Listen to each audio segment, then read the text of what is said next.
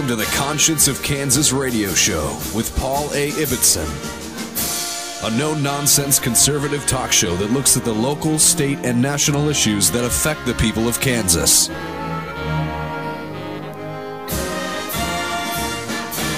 And now, here's Paul A. Ibbetson.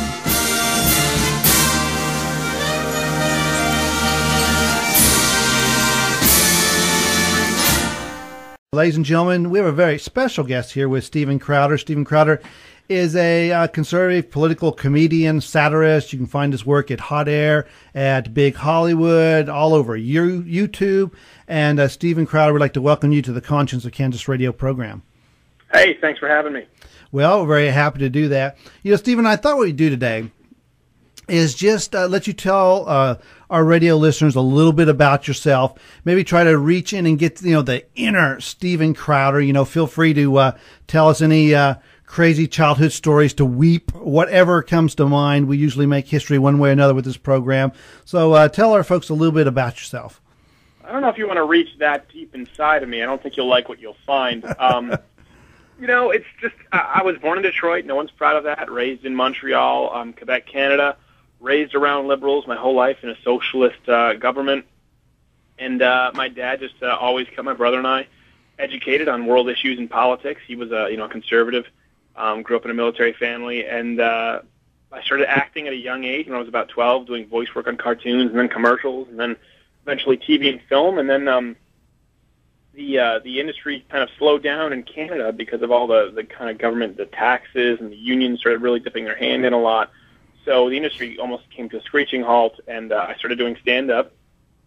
And it turned out I didn't suck, surprisingly, to some people. So that ended up going pretty well and took me full circle back into acting. I did some pilots with MTV.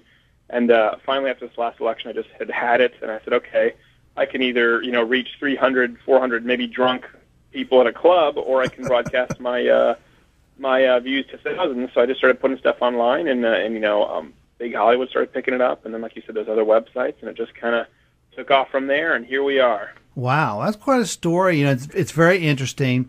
And, Steven, I did a very stupid thing last week when we were getting ready. I told people they could send emails to the Conscience of Kansas radio program for Steven Crowder, either comments or questions, and I wasn't quite fully attuned to the floodgates that was going to open.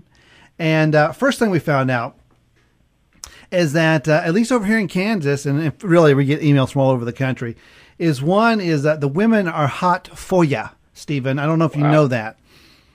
Am I telling you? I had no idea.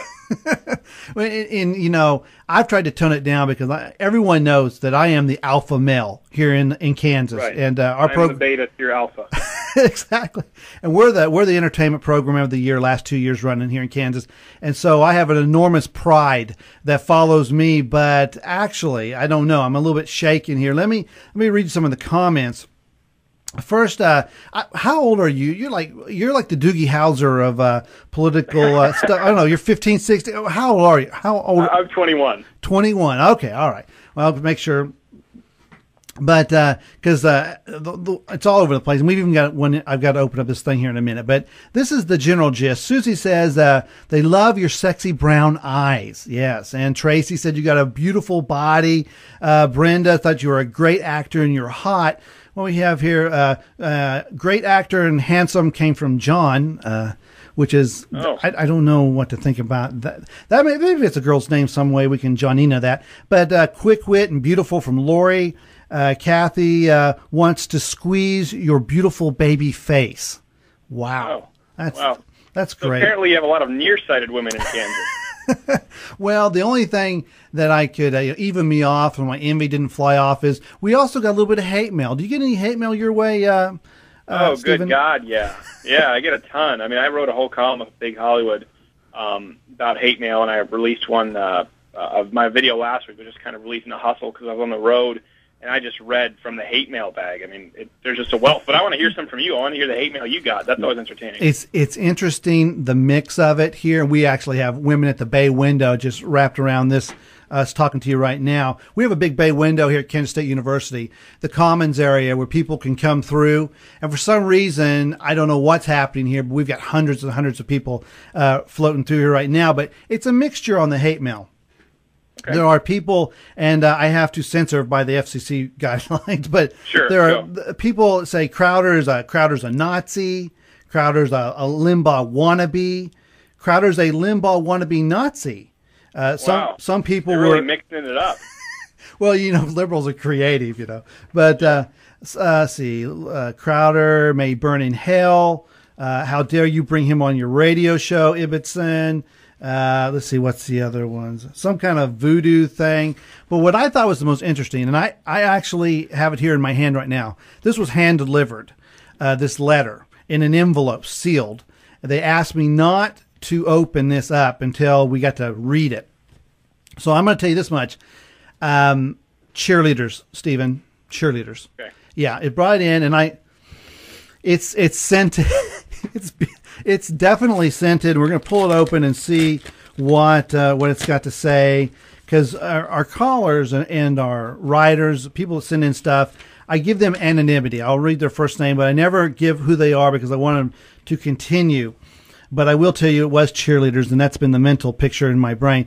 It says here, for Steven Crowder, Paul, will you ask Steven Crowder in his video on torture if he was actually naked, and also is he married or does he have a girlfriend? I would opt to not answer the naked question, because these are shots in my house with nobody present. So more often than not, from the waist down, I'm naked.